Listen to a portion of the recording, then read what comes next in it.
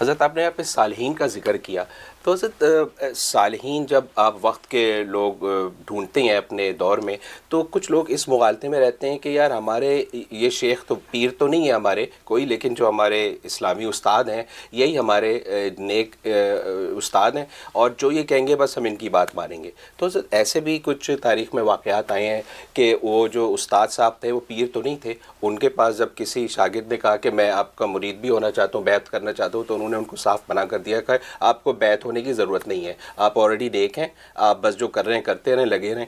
تو حضرت اب اس شخص نے تو اپنے نظام نے صالحین کے ساتھ رابطہ کیا، لیکن صالحین نے اس کو یہ کہہ کے لوٹا دیا کہ آپ کو بیعت کی ضرورت نہیں ہے۔ تو حضرت اب یہ کیا کرے؟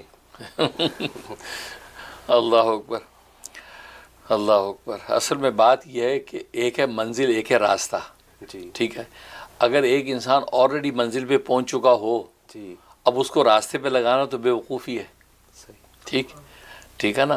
اب منزل کیا ہے؟ منزل جو ہے وہ تعلق مع اللہ ہے، وہ درجہ احسان، یہ منزل ہے۔ اب ایک آدمی کو اپنی جو ہے اللہ تبارک و تعالی نے براہ راست اس کو درجہ احسان کی منزل عطا کر دی، لیکن وہ یہ سوچتا ہے کہ یار میں کسی سے بیعت تو ہوا نہیں، مجھے کسی بزرگ سے بیعت بھی ہونا چاہیے۔ اب وہ بیعت ہونے گیا، وہ بزرگ اس پر اللہ تبارک و تعالی نے کھول دیا کہ یہ تو آلریڈی منزل پہ پہنچ چکا ہے، یہ تو درجہ احسان پہ پہنچ چکا ہے، لہٰذا اس کو تو یہ اس راستے کی ضرورت ہی نہیں ہے جس راستے کے لیے آیا یہ، کیونکہ بیعت تو وہ راستہ ہے جو منزل پہ پہنچائے گی۔ جی لہٰذا اس لیے ایسے شخص کو وہ اللہ والا کہتے تھے، نہیں بھی آپ تو آلریڈی ماشاءاللہ اب پہنچے ہوئے ہیں، آپ کو کیا ضرورت ہے بیعت کرنی، کیونکہ بیعت فرض نہیں، بیعت سنت ہے، بیعت سنت ہے، لیکن اس منزل پہ پہنچنا اپنی اصلاح کرا کے یہ فرض ہے۔ تو فرض جب اس کو حاصل ہو چکا، منزل پہ پہنچ گیا، اب اس کو جو ہے اب راستے پہ چلانا یہ بے وقوفی ہے۔ اچھا، اس لیے پھر اہل اللہ جو ہے وہ یہی کہتے ہیں کہ بھئی آپ تو آلریڈی ماشاءاللہ اس مقام پہ پہنچ چکے ہیں۔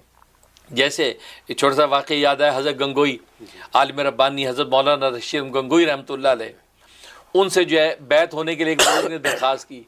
جو بزرگ جو ہے اس سے پہلے حاجی امداد اللہ مہاجر مکی کے مرید تھے، لیکن ان سے کوئی اجازت خلافت نہیں ملی کہ نفس مرید تھے۔ ان کے وصال کے بعد انہوں نے سوچا کہ حضرت مولانا رشید گنگوئی رحمۃ اللہ علیہ یہ بڑے پیر ہیں، میں ان سے بیعت ہو جاؤں۔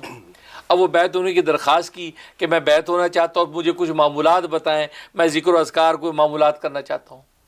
تو حضرت پر اللہ نے یہ منکشف کیا کہ یہ تو آلریڈی جو منزل پہ پہنچ چکا ہے، کیونکہ منزل درجہ احسان ہے۔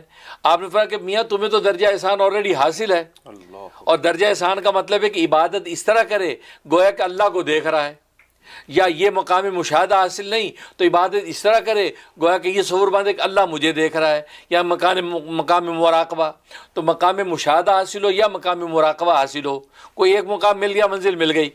تو فرمایا آپ کو تو درجہ احسان آلریڈی حاصل ہو چکا ہے، اب آپ کو کیا ضرورت ہے؟ نہ آپ کو ذکر و اذکار کی اب ضرورت ہے، اور نہ مجھ سے بیعت ہونے کی ضرورت ہے، بس آپ اپنی فرائض واجب پوری کرتے رہیں کہ آپ منزل پہ پہلے پہنچے ہوئے ہیں، اب میں آپ کو راستے پہ کیوں لگاؤں؟ تو یہ وجہ ہے۔